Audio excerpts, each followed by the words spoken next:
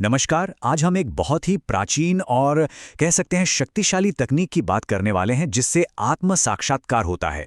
ये है सोहम ध्यान, जिसका सीधा सा मतलब है मैं वो हूं। अब ये सिर्फ एक मंत्र नहीं है बल्कि खुद को गहराई से जानने का एक पूरा रास्ता है। तो चलिए साथ मिलकर इस सफर पर निकलते हैं। तो आज हम किन किन बातों पर गौर करेंगे। सबसे पहले समझेंगे कि सोहम ध्यान है क्या। फिर जानेंगे कि इसका उद्देश्य क्या है, क्यों करते हैं इसे। इसके बाद इसकी विधि यानी तकनीक पर बात करेंगे और फिर देखेंगे कि इसका परिणाम क्या मिलता है।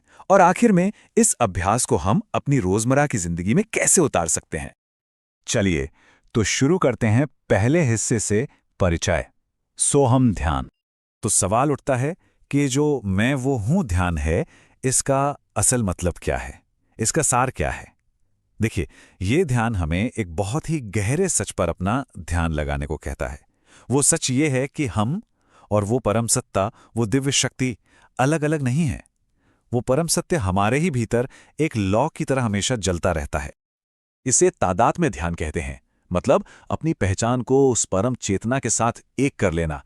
जरा सोच कर देखिए, हमारे हृदय के अंदर एक कमल है और उसके बीचों बीच अंगूठे के बराबर एक ज्योति है जो बिजली की तरह तेज चमक रही है। शास्त्र कहते हैं कि ये कोई और नहीं बल्कि वही परम सत्य है। और जब हम इस पर ध्यान लगाते हैं तो हम अपनी असली पहचान को जान पाते हैं। अच्छा, ये तो समझ आ गया कि ये ध्यान है क्या। पर अगला सवाल ये है कि इसे करना क्यों है, इसका मकसद क्या है।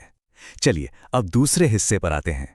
इसका उद्देश्य भिन्नता के भाव को मिटाना। देखिए, इसका सबसे बड़ा लक्ष्य है उस भावना को खत्म करना जो सारे दुखों की जड़ है, और वो है अलगाव की भावना। ये सोचना कि मैं अलग हूं और वो परम शक्ति अलग है। ये ध्यान इसी सोच से पैदा होने वाली कमियों को, इन दोषों को दूर करने के लिए है। तो जब हम ये ध्यान करते हैं तो 4 तरह की गलतफहमियां दूर हो जाती हैं। पहली, ये सोच कि मैं उस परम सत्य से अलग हूं। दूसरी, हम किसी सीमित चीज पर ध्यान लगाना बंद कर देते हैं। तीसरी, ये वहम भी टूट जाता है कि वो परम सत्य खुद सीमित है। और चौथी, ये मानना कि वो सत्य किसी एक ही जगह पर है। असल में ये ध्यान हमें इन सारी सीमाओं से आजाद कर देता है। चलिए, अब थ्योरी तो बहुत हो गई, अब बात करते हैं प्रैक्टिकल की। इस ध्यान को असल में किया कैसे जाता है, क्या है इसकी तकनीक। तो आते हैं हमारे तीसरे सेक्शन पर, विधि, आत्मविचार की तकनीक। सबसे पहले इस शब्द को ही समझ लेते हैं, सोहम। ये 2 शब्दों से बना है। सह मतलब वो, यानी परमात्मा, और अहम मतलब मैं, यानी ये जीवात्मा। तो सोहम का मतलब हुआ वो ही मैं हूं। ये ध्यान इसी एक होने के एहसास पर टिका है कि मैं और परम में कोई भेद नहीं है। तो इसकी विधि क्या है। ये एक तरह की आत्म जांच है। पहला कदम है अपने मन को बाहर की दुनिया से हटाकर अंदर अपने हृदय में टिकाना। दूसरा, ये जो मैंपन शरीर से जुड़ा है उसे छोड़ देना। और फिर बिना भटके लगातार खुद से पूछना, मैं कौन हूं। जब ये खोज शांत मन से की जाती है तो भीतर से ही जवाब मिलता है। वो आत्मस्वरूप मैं के रूप में सामने आता है। और ये जो मैं का अनुभव है, ये कोई साधारण अनुभव नहीं है। ये बहुत ही सूक्ष्म तरीके से होता है। और यही इस बात का संकेत है कि अहम ब्रह्मास्मि, यानी मैं ही ब्रह्म हूं। ये किताबी ज्ञान नहीं बल्कि एक सीधा व्यक्तिगत अनुभव है, परम सत्य का साक्षात्कार। तो ठीक है, हमने विधि जान ली, पर अगर हम इसे लगातार करें तो इसका नतीजा क्या होगा, क्या हासिल होगा। अब इसी पर बात करते हैं हमारे चौथे हिस्से में, परिणाम, पूर्ण प्रज्ञा की प्राप्ति। ये अभ्यास एक जबरदस्त बदलाव लाता है। आप देखिए, जहां पहले अज्ञान का अंधेरा था वहां अपूर्ण ज्ञान का प्रकाश आ जाता है। जहां दिल में रुकावटें थीं वो सब दूर हो जाती हैं।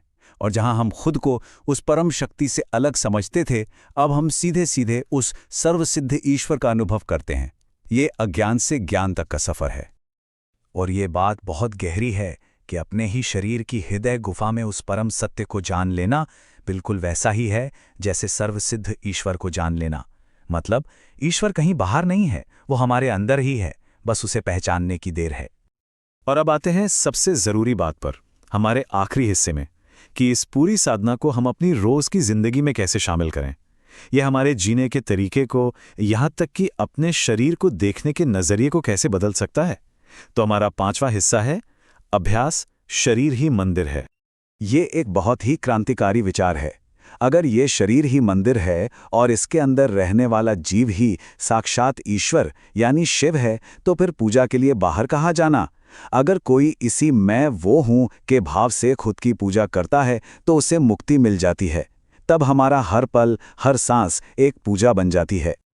मतलब साफ है, खुद को जानना ही ईश्वर को जानना है। जो भी पूजा पाठ कर्मकांड हम बाहर करते हैं वो सब असल में हमें इसी अंदर की खोज के लिए तैयार करने के साधन मात्र हैं। असली मंजिल तो खुद को जानना ही है। इस बात को समझाने के लिए एक बहुत सुंदर उदाहरण दिया गया है। सोचिए, किसी के पास एक बेशकीमती रत्न हो और वो उसे फेंक कर एक मामूली से शंख को ढूंढने निकल जाए। कितनी बड़ी नादानी होगी ये। ठीक इसी तरह जब असली खजाना, वो परम सत्य हमारे अंदर ही मौजूद है, तो उसे बाहर खोजना भी वैसी ही नादानी है। तो आखिर में ये सवाल आपके लिए है, अगर वो बेशकीमती रत्न पहले से ही हमारे अंदर है तो अब कोई उसे कहाँ ढूंढेगा? ये सवाल सिर्फ एक सवाल नहीं है, ये एक इशारा है, एक निमंत्रण है अपनी खोज की दिशा को बाहर से भीतर की ओर मोड़ने का।